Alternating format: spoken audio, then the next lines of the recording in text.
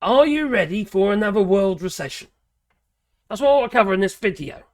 A direct consequence of Donald Trump's attack on Iran. And the Iranian leader, the supreme leader, who has yet to make the decision, but could do, since the Iranian parliament has already made their decision to block the Straits of Hormuz, to shut it. You see, two of the shipping lanes go through Iranian waters, and the other two go through the waters of Oman. Now, 20 to 30% of the world's oil goes through the Straits of Hormuz. If that is blocked, the alternative routes for start are not quite so fluid, to say the least. And it will trigger a considerable rise in the oil price. Now, Russia will be happy. They'll be rubbing their hands together, old Putin will, because he'll have more money. Because all of a sudden, he'll be selling more oil, or the oil he's selling at a higher price, giving him more dosh to buy more munitions against Ukraine. That will drag on further. They'll need more Western support, etc., and so forth.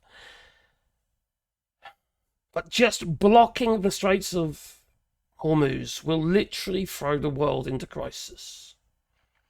There are countries that are extremely dependent on that oil. And the countries that have the most demand will be the ones that get served first. So some countries will go without, affecting their economy and so forth. And it just goes on and on, doesn't it? But why are the Straits of Hormuz so important? Well, for one thing, they allow safe passage of the oil tankers. Now, the strait itself is around 30 miles wide at the narrowest point. But to regulate the movement of ships, there's the TSS. There's basically the traffic separation scheme. And there's two lanes, each of those lanes around 2 miles wide. 2 mile wide shipping lanes in each direction. Outgoing and incoming traffic. And these two shipping lanes are separated by a 2 mile buffer zone. Why is it 2 mile buffer zone? Well, you see, these ships do not turn on the sixpence. No, they don't. They take a very long while to stop, and they take a very long while to actually turn. Just to see a reaction on the rudder. See some movement on the bow. Now, as a boatman myself, all the boats I've either sailed or piloted of, as soon as you turn that wheel, they react. These things don't. They have the bow thrusters and stuff, but they're generally used in, going into port and stuff. They've even got stern thrusters as well. Effectively, these ships can go sideways, but most of these big old tankers are brought in by tugs. Because they're just so big. Now, the largest of these tankers are around 400 odd metres in length. They draw around 30 metres of water. Now, the smaller ones are around 25 metres of water they draw. So that's how much boat is below the waterline. Potential grounding, you see. It'd be quite easy for the Straits of Hormuz to run aground. There are areas that you wouldn't expect that are relatively shallow, especially obviously around some of the more obvious areas, such as the little islands about here. Now, the routes that have been chosen for a reason. So allow me to show you where I mean now. If we look at this little picture here, you can see here, these two lines here, if I come over here, those two lines, this is in Iran. So you've got traffic leaving, which is effectively in the deeper waters. And then you've got the traffic, or the ships arriving, coming back. And they can travel in slightly shallower waters. See, there's reasoning behind the two-way traffic. Well, one way in each lane. And the same here. Where it is, on the coast of Oman. You've got the ships coming through at the deeper, the deeper waters, and then, well, in this case, they're both pretty much the same. The waters around there are around 75 to 100 meters deep. We have this deep trench here around this bit area around Oman, which is probably around a kilometre to a kilometre and a half deep. But if you look at everything, if you look at all these shipping lanes, they all point towards each other, effectively. The least amount of turns required. But this area here, Iran, could quite easily decide to shut these two shipping lanes. Now, some people say, well, why don't you just go, maybe come down here, maybe, instead, through, UAE's waters. Why not just do that? Well, not be funny. It's not really that possible. Now, this is for 25 metres, okay? Now, wherever you see the red areas, that's where it is dangerous for 25 metres. But a lot of these big ships are around 30-odd metres deep. There's also, obviously, currents.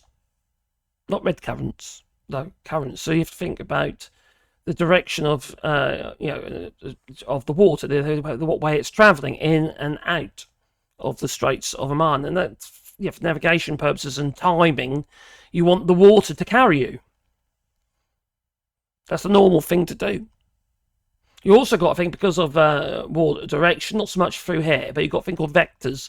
So effectively, a boat, if you're crossing a channel, for instance, the water's travelling from, say, east to west, well, you've got to compensate. Effectively, by compensating, you are creating an arc. You're pointing the boat into an arc, and effectively, to get to the same destination if you're pointing it straight.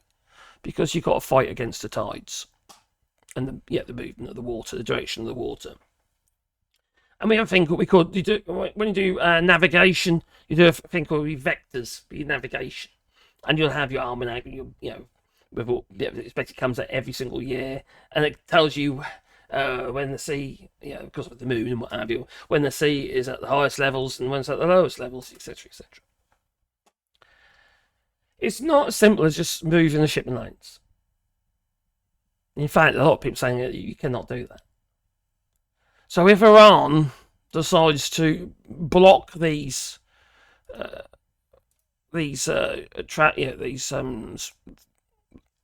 shipping lanes, the TSS, separation zones, well, you can have a bit of a problem.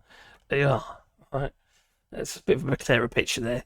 So, as you can see, coming into the Persian Gulf and then leaving the Persian Gulf, and the same here, the Straits of Hormuz, or having coming from the Gulf of Oman, and that could potentially be a bit of an issue as well. So it's not that simple, is it? It's just not that simple to just say, oh yeah, we'll go through there instead. No, it can be potentially, especially these big ships, can potentially be too shallow. Now, I've got my notes. But it's going to cause problems, obviously, for China. It's going to be good for Russia, which is not great, not especially when you're sanctioning Russia and effectively strangleholding yourselves so you can sanction Russia, and everything prices go up anyway. This is potentially, if the Supreme Leader agrees with the Iranian Parliament, this is really going to... Shit's going to hit the fan. It really is. Because they've either got to find different routes for this oil, or they're going to have to try and defend these shipping routes within Iranian waterways. And all these little islands around there, they're all... Let me show you again. If we go back onto this map here, if you look at all these little islands in this area here, there, where the water's also very shallow around them, a lot of them are military bases. It's very militarised around here. It's not going to be very helpful. I know you say, well, we're the biggest and the most powerful military in the world. We've got the biggest bombs. They're bigger than they are. Do you know what Trump would say? That fucking moron. And for Trump, this has got nothing to do, all right? Let's get this straight for a start, all right? This has nothing to do with WMDs. Nothing at all. This is all a distraction for Donald Trump. Because effectively his country, the United States, is literally falling apart at the moment. The economy is, well, what can you say? Look at the bonds. Borrowing's about to go up if this bill goes through. Healthcare is going to be pretty much cut off. The potential of losing up to 800 billion in Medicaid and 500 billion in Medicare. How's that going to affect the world's, well, the poorest in society? Where there's poverty, that's always the case. Where there's poverty, there's crime. So of course he wants a distraction. Focus on something else and he'll take your eyes away for a bit. We fall for it every time. Well, MAGA do. Now, considering he was supposed to be the peace president, hasn't started any wars. He's literally just started a war with Iran.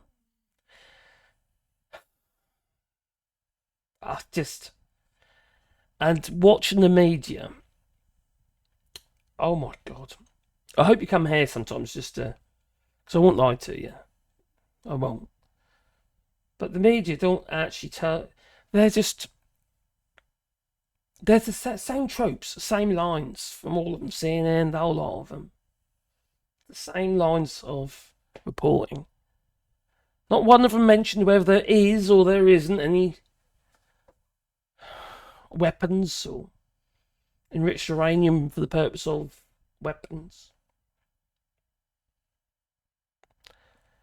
Now, if there was evidence of this, we should have done it ages ago. But, Tulsi Gabbard said that there was no, it was just 2 months ago, said there was no evidence of their capability of producing a nuclear missile or weapon or whatever. No evidence. So why now? There still is no evidence. Otherwise, they could provide it, couldn't they? But they haven't. This is just another distraction for us all to take our attention off other things that are happening, and especially in the United States with ICE. People's lives being literally thrown up in the air. And the protests, the No Kings protests. His popularity rating literally plummeting as we speak. Yet the MAGA people who says a no war ticket, effectively vote for on the no war ticket, many of them are just turned on the sixpence they have and still supporting Donald Trump, trying to justify his attack on Iran. I don't believe there is any justification at the moment, from what I can see. And for what you can do your own research, there is no evidence to say there is one way or the other. They've got no reason not to show us the evidence. In fact, it'd make a lot of sense for the Trump regime to actually do just that, show the evidence, to convince the American people that there is an issue and that the Iranian people are, the Iranian regime, I should say, not the people necessarily, because most of them are innocent. And all this,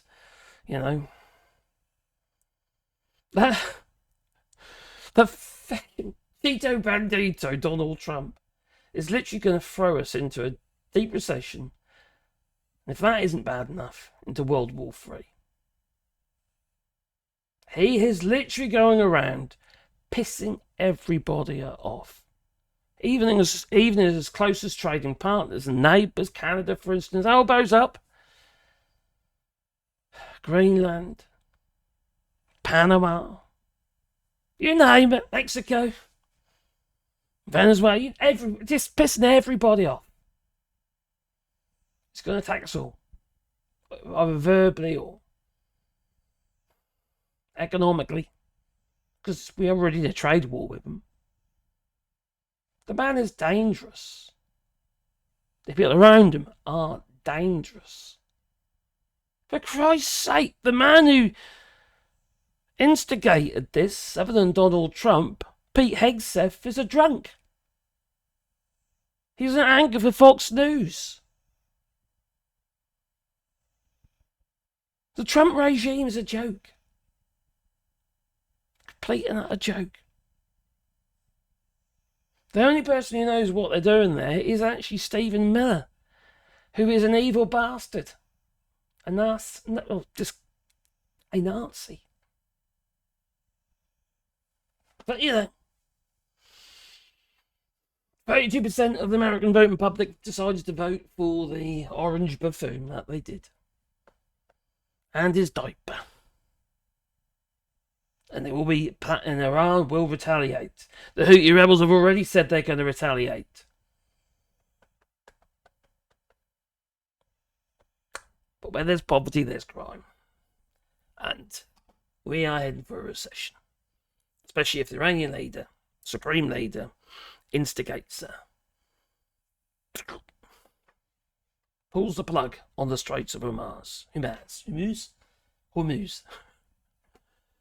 Anyway, what do you think? Please leave in the comments. Oh God, this is deeply worrying. It's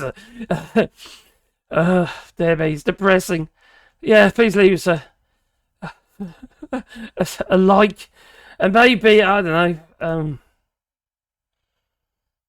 People like but like I can't even get my worms out now. Like button and maybe subscribe to the channel, little bell icon, because then you get one fuzzy thing in your pocket every time I upload another video. And I hope you're excited about that. But crikey, what a mess, eh? What a complete and utter mess. That's what happens when you put an orange buffoon into the White House. Damn. Toodaloo. If you want to support the channel, you can do it on Patreon or buy us a coffee. The links are down below. Boop boop. Toodaloo.